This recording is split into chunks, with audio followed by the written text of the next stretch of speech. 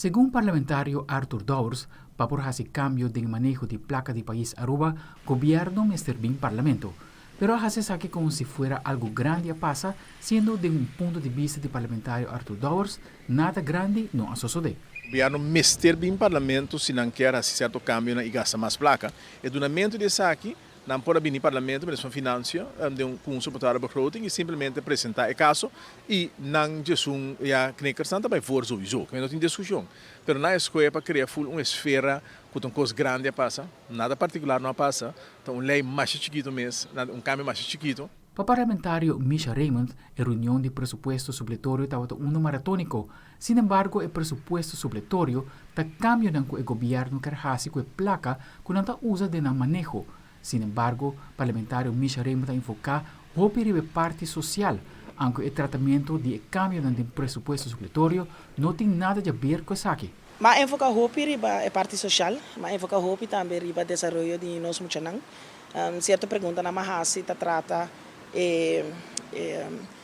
uma apresentação que nós ainda estamos de PhD candidate, Clemencia Eugene da Universidade de Aruba, onde com a 2019 ela investigar a experiência de muchanang para o que está abuso. E me querer lo qual me não que me surpreende, porque estava um suspeito que me está tincaba, pero ela mostra que 80% de muchanang, ela investiga 895 mucha, 80% de nada indica que nada vai abusar fisicamente, 20% está indica que nada vai abusar sexualmente. A cifra aqui está algo que me quer walk back com manejo de governo para enfocar e a melhoração de essa. De outra banda, parlamentario independiente Raison Santos do Nascimento da lamentar contra o debate no Parlamento de Aruba.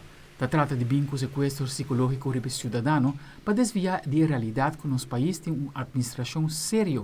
Isso aqui está de lamentar. Tem parlamento tão lástima, porque se botar o supõe tem uma oposição que é forte, uma oposição que é sério, pero em vez de vinco seriedade, nada vinco sequestro psicológico de cidadano para desviar for de realidade que nós como país nós necessitamos administração financeira sério.